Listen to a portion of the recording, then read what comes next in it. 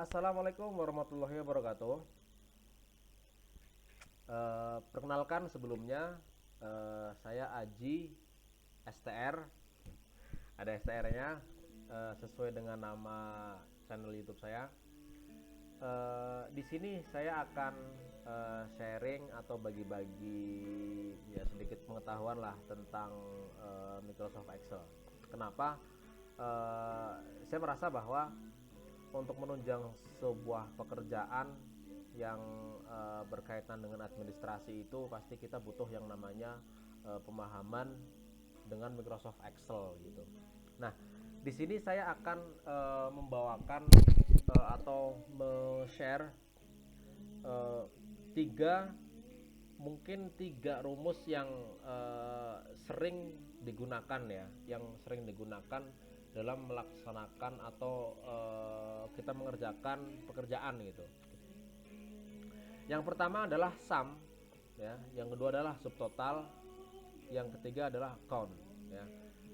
Dimana semua data yang kita bikin itu pasti ada sumnya, ada kita butuh totalnya gitu. Tapi di sini kita butuh rumus-rumus yang mungkin lebih tepat. Apakah cuma sum aja atau ada rumus lain yang bisa kita gunakan untuk menunjang data kita gitu. Oke, sekarang langsung aja kita praktekkan rumus sum ya. Kita awal dengan sama dengan, setiap rumus kita awal dengan sama dengan, lalu kita ketik sum kurung buka, lalu kita blok data yang mau kita sum ya.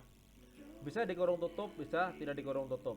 Kalau dikurung tutup dia akan langsung ke enter, kalau tidak dikurung tutup dia biasanya akan muncul dialog box. Nah, ternyata enggak. Oke. Ini adalah sum. Berikutnya adalah subtotal ya. Oke. Mungkin di sini ada yang tanya, kenapa harus angka 9? Nah, karena perbandingannya adalah sum, maka saya gunakan angka 9. Kita ulang. Kita perhatikan. Subtotal dan yang kita ambil adalah sum ya. Kalau satu berarti average, artinya ketika kita ambil maka dia akan muncul average. Nah, ketika sum ya yang muncul pasti total sama gitu ya. Kita ambil angka 9. Oke, lalu kita blok lagi. Oke, sama ya. Nanti akan ada perbedaan antara subtotal yang 9 dengan nomor yang lain. Saya di sini sudah munculkan count di sini karena menurut saya ini tiga hal yang mungkin sering digunakan dalam kita mengolah atau membuat sebuah data. Ya, oke, kita lihat perbedaannya seperti apa. Kalau sum, coba kita lihat apakah dia akan berubah ketika kita lakukan filter di kolom tertentu atau sel tertentu ya. Kita ambil contoh region 1 misalnya ya, lihat sum itu tidak akan berubah walaupun kita melakukan filter pada kolom-kolom tertentu atau sel-sel tertentu, dia akan tetap menjumlah atau mentotalkan semua sel yang dia blok ya. Kalau misalkan tadi kita blok dari D5 sampai ke D72, maka dia akan tetap menghitung, dia akan tetap mengsum.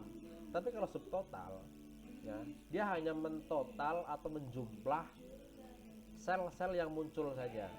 Jadi ketika kita melakukan presentasi ya di depan, lalu kita menyajikan sebuah data ke atasan kita atau misalkan ke rekan kerja kita atau mungkin ke siapa saja yang membutuhkan data ini, maka kita bisa menyajikannya dengan lebih tepat gitu. Karena kalau misalkan tidak ada penjumlahan di subtotal ini, kita tetap akan melihat angka ini, angka sum gitu.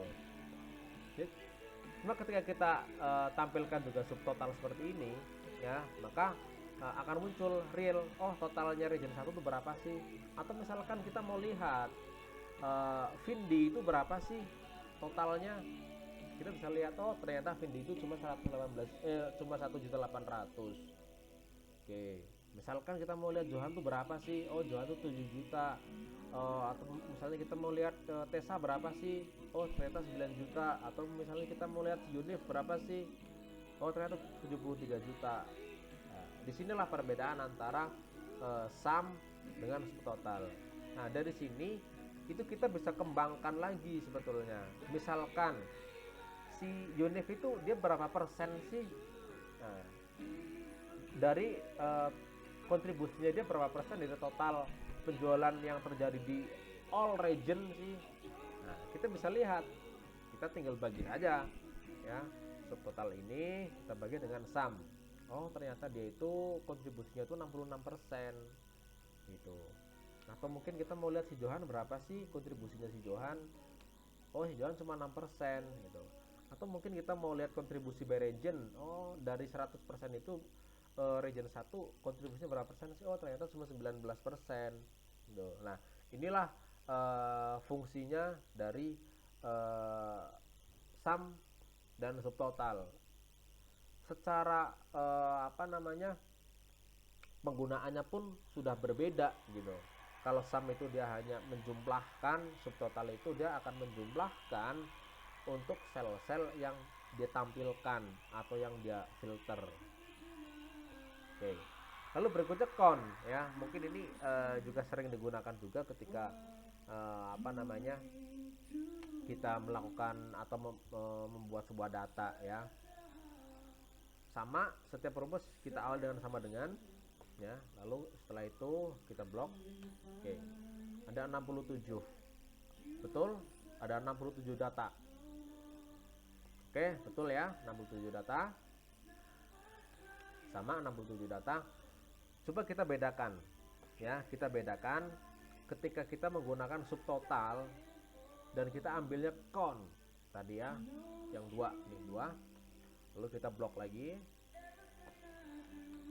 Lihat, ketika tidak difilter ini sama-sama 67, tapi kita bisa lihat, oh region 1 berapa sih sebetulnya? Oh, region 1 ternyata 18. Ternyata region 1 itu cuma 18.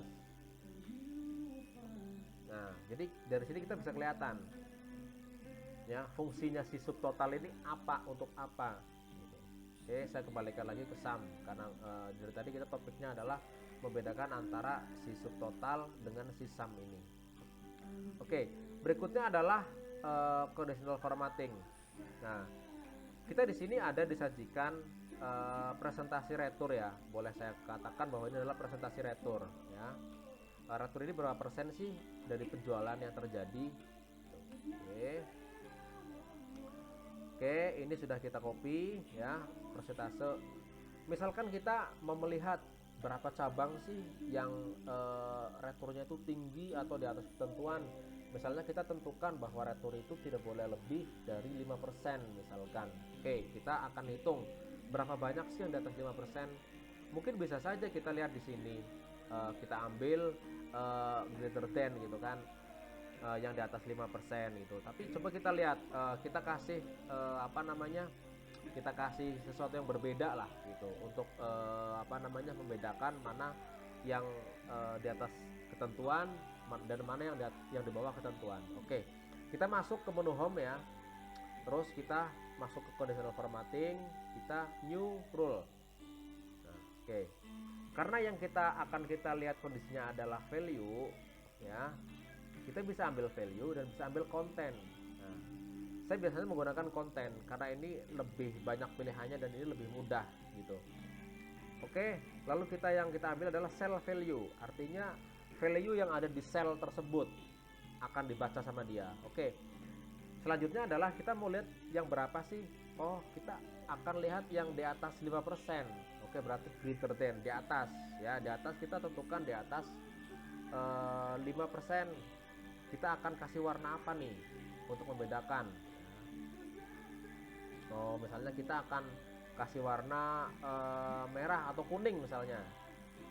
Oke, kita kasih warna kuning. Oke.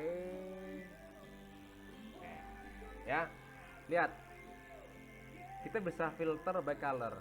Kalau tadi kita tidak lakukan filter by color, kita pasti akan milih-milih nih. Kita filter dulu, klik. Nah, ini